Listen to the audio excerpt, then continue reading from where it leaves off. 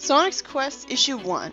It takes place at dawn in Knothole, and we see Jeffrey coming out of the bushes, being called a renegade by the narration for some reason, even though it's clearly stated that he used to work for King Acorn. So why is he in any way a renegade? Anyways, Sonic ambushes him, jumping to the worst conclusions about him purely out of jealousy from his being a fellow love interest for Sally. And it's revealed that Sally had asked him to come here. So why was Sonic up this early if he wasn't part of their mission? Did he get woken up by Sally making too much noise leaving the house? And that's exactly what I'm talking about. Even Jeffrey himself says that he was once the elite royal guard to King Acorn himself. So why is he being called a renegade here when he's the exact opposite? I mean, there's no reason he can't be a criminal and an elite royal guard. But still, it's kind of confusing. He never really does anything to earn that title.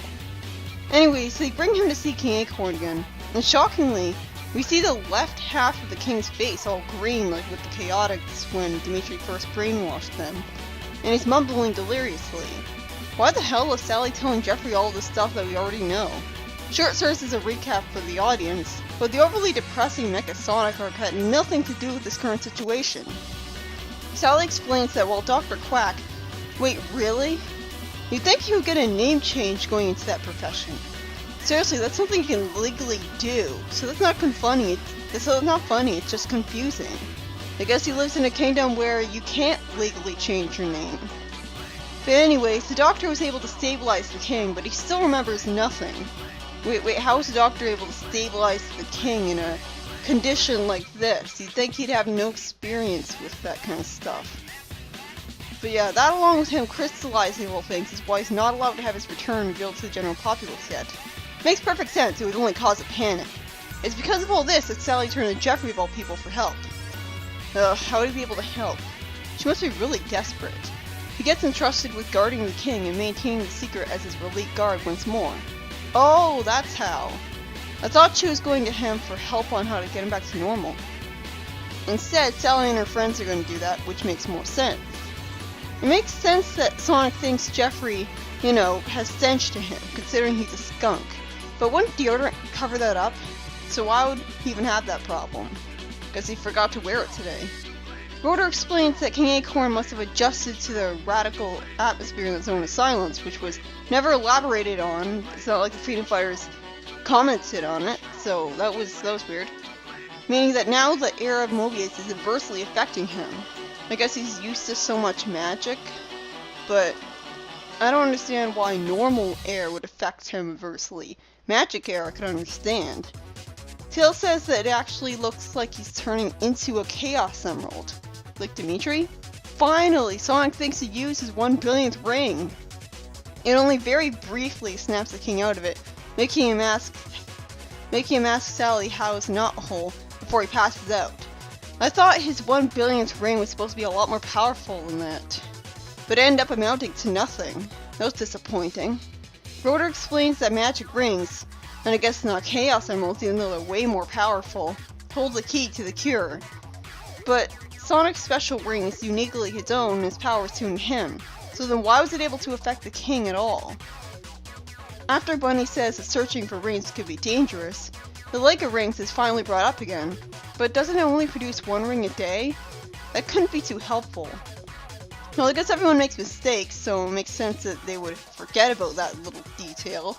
I mean, it's called the Lake of Rings, so you expect it to be a lot more interesting and useful than that. Sally divides her friends into 3 groups, saying that Antoine and Bunny will search the safest area, the Lake of Rings, which fortunately doesn't have any patrolling robots there or anything to make it not safe for them. This makes sense after some thought, since not only do they get shipped later on, despite this image, but Bunny could act as a bodyguard for Antoine just in case because of her super strong cyborg parts. So if you're going to send the most useless member of the team on a mission somewhere, you might as well have a bodyguard for him. Still, I can't help but think that the second strongest member of the team is being wasted on this mission. She could be going somewhere else. Oh well, and it's still not being mentioned the crucial flaw with this plan, that they'd only get a grand total of 1 ring out of the deal. Sonic and Tails are to explore the Ring Grotto near Robotropolis. Good, Sonic and Tails get a nice brotherly adventure again. Rightio is a pretty lame thing of Sonic to say though. Isn't he supposed to be cool? I guess this is because he's like all silly and carefree or something. and Rotor and Sally will stay here to help the king.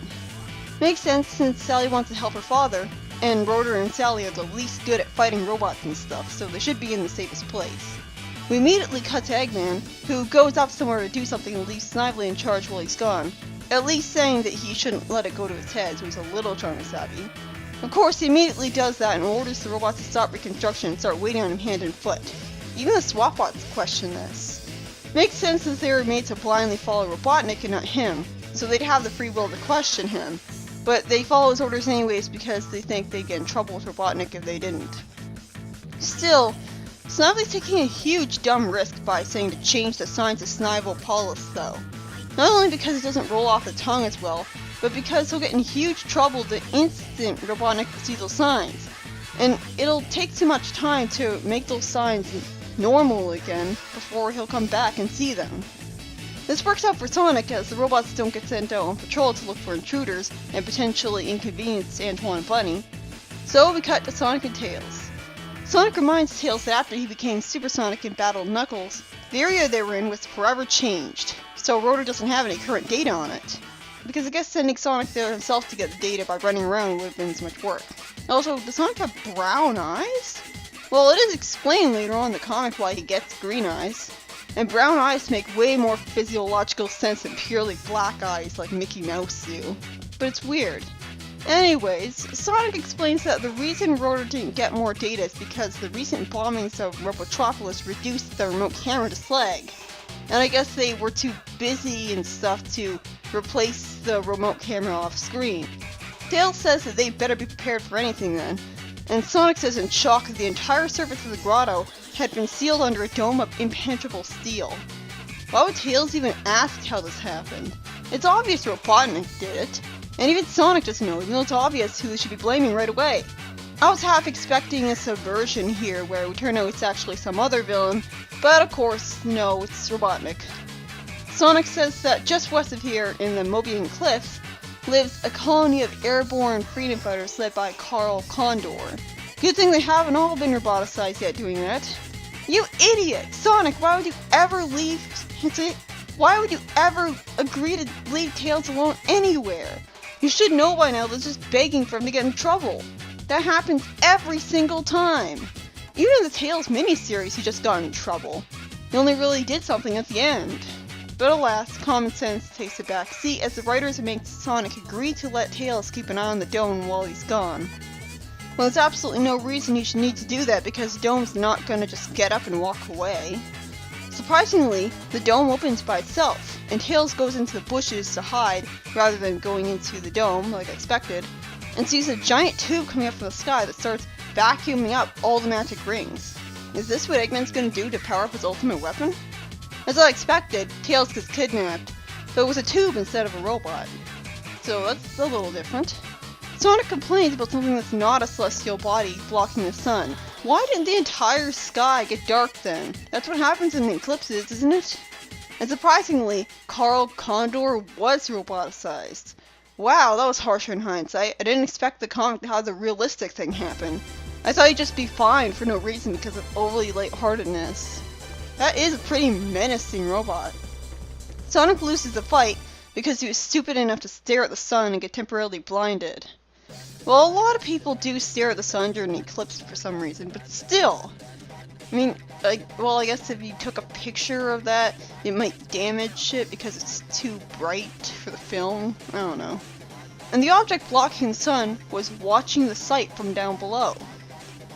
As Sonic gets kidnapped as well as Tails, Eggman complains about how the robots failed to stop the tube after removing it from the water for some reason, causing several tons of unnecessary debris to come aboard the vessel.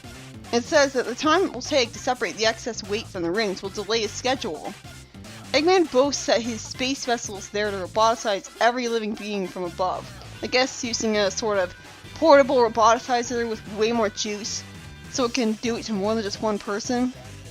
Still, this is kind of overpowered. I mean, like I can accept like a roboticizer that you can put somebody in and it can like shoot out gas that can magically turn so that they can shoot out gas so they can magically send metal to replace like dissolved skin or something. I can sort of buy that, but only because the person is enclosed in a contained roboticizer machine. So it's not like the gas can escape from it. But wouldn't what if you're roboticizing someone with a portable like laser? Wouldn't the gas just like go other places instead of just focusing on one person? I guess because it's a laser, it's really concentrated, and so it can't go anywhere else. Like maybe it's held in place in the laser by a sort of field of energy. The point is, it doesn't entirely make sense, and it feels overpowered to have a portable roboticizer, like a moving laser that can roboticize so many different people at once. But I guess it is a high-stakes situation. And it's called a Death Egg, even though it's way too late by now for a Sonic 3 reference, because the Sonic 3 adaptation happened quite a while ago and completely ignored the Death Egg. This is definitely a high-stakes situation, but again, I don't think it was entirely thought through all the way.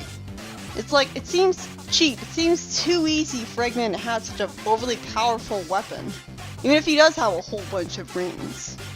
This story is the start of an interesting adventure that keeps me on the edge of my seat. It was written by Mike Gallagher, of all people. So, you know, it is pretty impressive that the former king of puns is advanced to an epic story. So it's a shame that the start of it is bogged down by so much recap. I like the things that happened in previous issues are actually coming back for this one to have consequences. And Sonic finding the Lake of Rings, and the fight with Super Sonic and Hyper Knuckles changing the area so they need to be on the guard. It feels more like a living, breathing world you can believe in and get invested in and have all these sorts of continuity nods, rather than nothing really mattering because it's all episodic, which isn't at all how it is in real life. And granted, it doesn't need to be entirely realistic.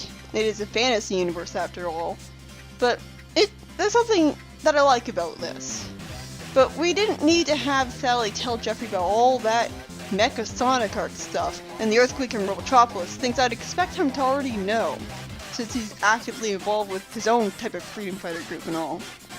This is definitely the beginning of the miniseries, alright, because not much happens here. They start out on their adventure, and Sonic is really easily caught off guard and captured by a very menacing looking foe. How can a robot bird fly anyways? Wouldn't it be too heavy without fire boosters like the jetpack to lift it off the ground? Still, this is looking to have the potential to be the best miniseries of them all so far, though it still doesn't beat out the first issue of the Sally miniseries, which had its own contained story that got wrapped up within that story, rather than starting things and that's about it. It was alright though.